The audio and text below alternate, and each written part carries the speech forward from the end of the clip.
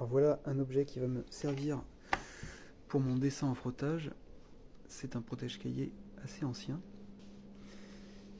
Et j'ai même mis des pinces à linge pour le fixer à ma feuille, pour éviter qu'il bouge quand je superpose les couches de couleurs. Donc ici, je prépare le début du dessin en faisant une sorte de cadre. Ensuite, j'ai utilisé différents éléments comme celui-là par exemple. Je vous montre à chaque fois un petit peu l'élément que j'utilise et après je le frotte. Voilà. Au fur et à mesure, vous allez voir que le dessin évolue. Là encore, une autre gravure sur bois que j'ai faite qui me sert à frotter, celle-ci aussi. Au fur et à mesure, vous allez voir dans la vidéo précédente l'idée que j'ai eue. J'ai déjà fait des choses sur ce thème-là, mais pas en frottage. Alors à chaque fois, voilà, à nouveau, je vous montre les éléments que je vais utiliser pour frotter. Encore à nouveau.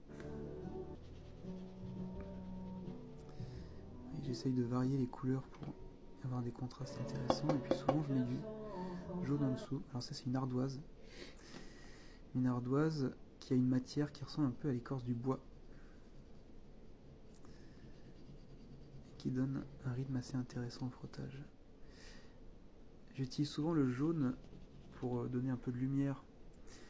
Je mets du jaune en dessous les couleurs, jaune fluo, vous voyez ici par exemple. Ça me permet d'éclairer la couleur qui va aller au-dessus. Vous voyez, là c'est deux jaunes différents. Un jaune clair, un jaune plus sombre. Ça me permet d'avoir des éléments assez lumineux. Alors, est-ce que vous avez vu à quoi ça commence à ressembler? Je suppose que oui. Et comme c'est pas toujours dans le bon angle, peut-être que vous n'avez pas encore vu. J'aime bien ce plan-là qui montre le détail du travail qui se fait au fur et à mesure.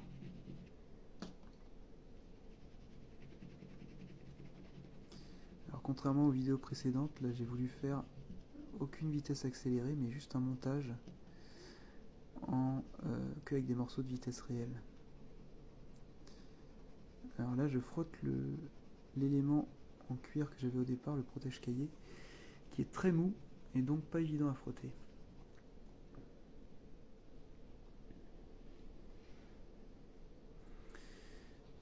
Vous voyez, je pense que là vous avez compris qu'il s'agit de fleurs. Et donc ensuite j'ai réalisé un fond. J'aurais bien aimé laisser les fleurs avec un fond blanc pour que ce soit aéré, mais j'ai pas eu trop le choix dans ma composition.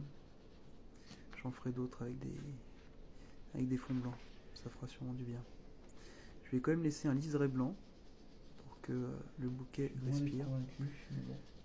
Vous avez vu, il y a un petit vase en dessous.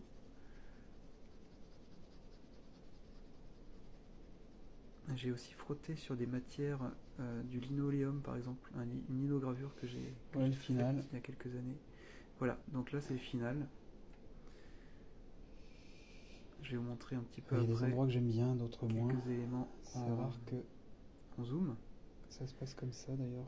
J'aime assez l'harmonie colorée, il y a des choses que j'aime moins. Voilà. Je suis quand même assez content du résultat. Alors voilà, quelques zooms ici, pour qu'on voit bien le détail. Vous voyez qu'il y a des endroits qui sont vraiment très différents les uns des autres. Et puis de près, ce qui est rigolo, c'est qu'on voit vraiment parfois les traits de crayon, d'autres fois beaucoup moins. Mais je pense que c'est intéressant d'avoir une vue de détail. Vous voyez aussi les éléments qui n'ont pas été frottés, la réserve, la feuille qui est restée vierge. Voilà. Et puis, je vous mets une petite